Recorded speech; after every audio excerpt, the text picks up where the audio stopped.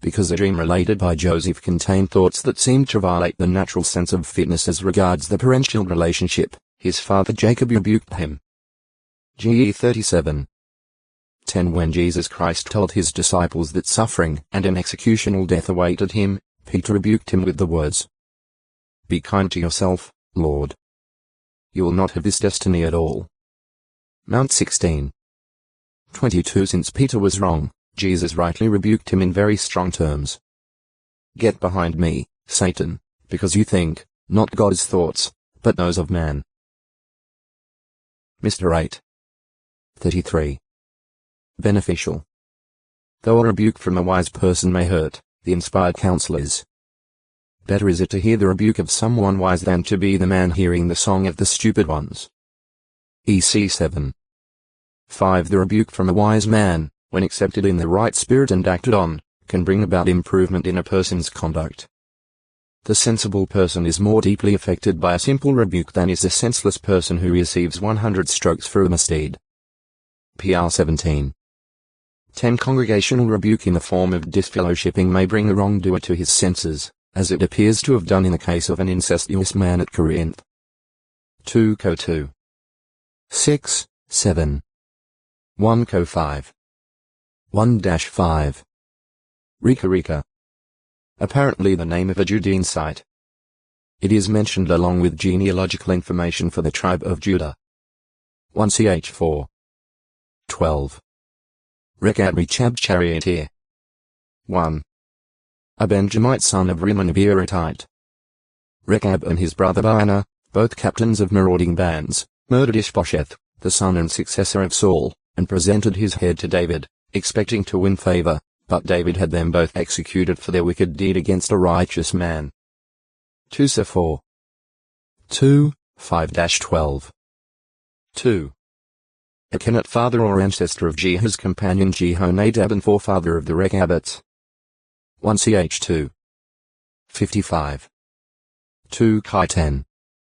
15, 23. Ch 35. 6, 8, 14, 16, 18, 19. See Rechabites. 3. Father or ancestor of the Malchijah who helped Nehemiah repair a gate of Jerusalem's wall. Any 3. 14 If he is the same Rechab as No. 2. Malchijah's presence confirms the fulfillment of Jehovah's promise to the Rechabites as found at Jeremiah 35. 19. Rechabites reach our middle. Bites of belonging to Rechab. Descendants of Rechab the Kenite through Jehonadab. Ch 35. 6. 1 Ch 2. 55. During Jehonadab's time it seems that at least some of the Rechabites lived in the northern kingdom, for it was there that Jehonadab joined Jehu king, c. 904-877 BCE in opposing Baal worship and all who were left over of Ahab's in Samaria. 2 Chi 10. 15-17 Jehonadab laid a command on his family whether before or after the experience with Jehu is not stated to live in tents, not sowing seed, not planting vineyards, and not drinking wine, because they were alien residents in the land. Ch 35. 6-10.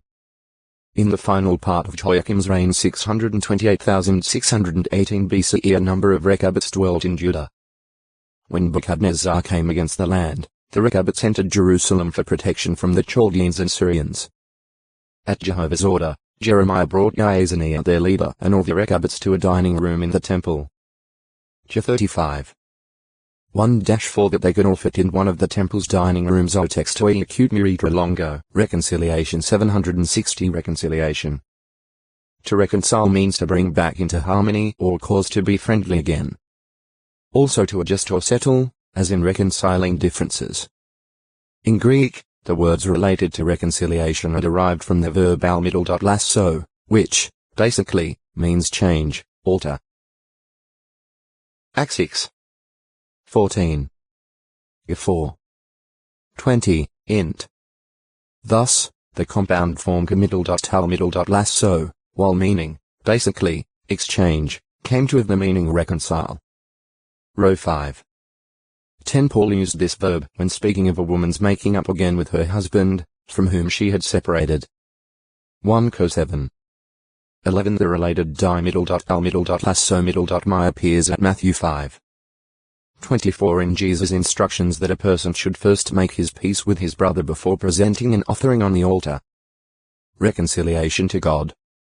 In Paul's letter to the Romans and in several other letters, he uses so and so an intensified form in dealing with man's being reconciled to God by means of the sacrifice of Christ Jesus. Such reconciliation to God is necessary because an alienation has existed, a separation, a lack of harmony and of friendly relations, more than that, a state of enmity. This came through the first man Adam's sin and the resultant sinfulness and imperfection inherited by all his descendants. Row 5. 12. Compare Isra 43:27. The apostle could therefore say that the minding of the flesh means enmity with God, for it is not under subjection to the law of God, nor, in fact, can it be due to its inherited imperfect, sinful